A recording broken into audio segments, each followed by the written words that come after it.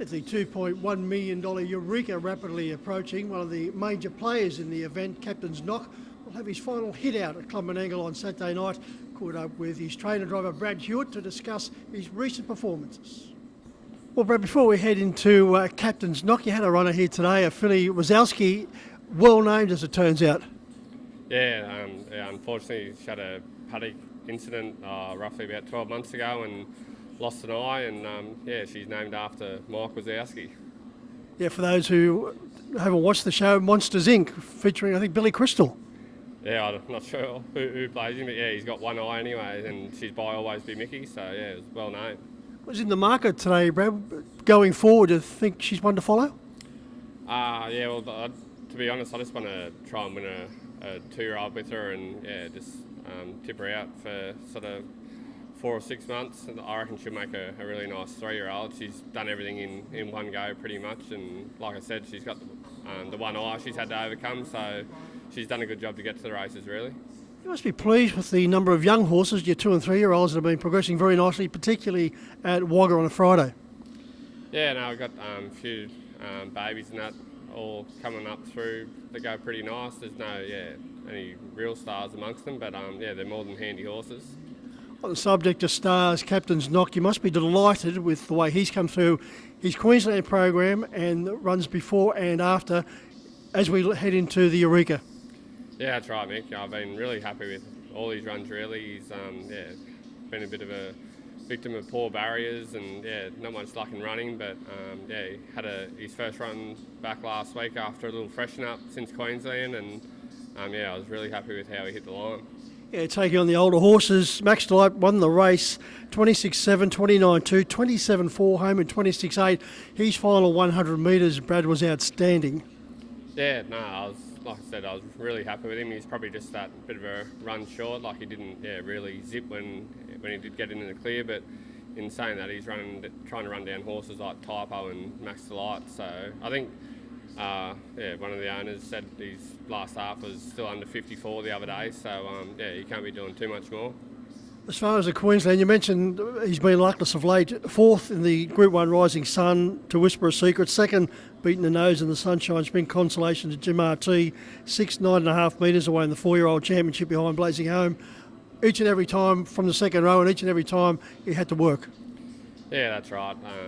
Just giving his quality in that, giving him his chance to sort of put him into the race. But when you're up against horses like that, they're really nice horses, and I think they're that second start they went 49.5 around a 1,000-metre track. So and he got beat a nose coming around and sitting outside him. So there's not a whole lot of horses that would be able to do that. So as I said, I'm really happy with where he's at. This year's edition, as was the first, very even. Brad, there was at one stage 5-1, about 6 or 7 of the runners. The draw's going to be all important, but you would be absolutely delighted over the next couple of weeks as you head into this race.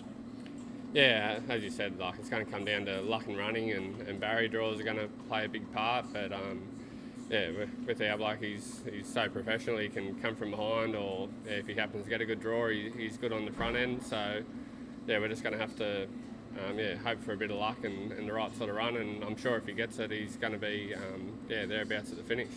Only 2 drives at Club Menangle on Saturday night, 2 outstanding drives. In race 6, the Rangy Bill, one of the other features, driving the 3-year-old Millwood Bliss up against some older rivals over the 2300. Yeah, she's first up for 4 or 5 weeks again after Queensland. Haven't had a whole lot of thought put into what's going to be on for her going forward, whether or not she goes for a trip to Victoria in the next month or 2. But it's just a bad time at home to go to the paddock. It's so cold when we get home from Brisbane, but once we get to September onwards, it's into the springtime, and she might even have a bit of a freshen up in the next few weeks. The form around her in Queensland is outstanding, considering IQ Smiley was able to nut her after having bought the better run.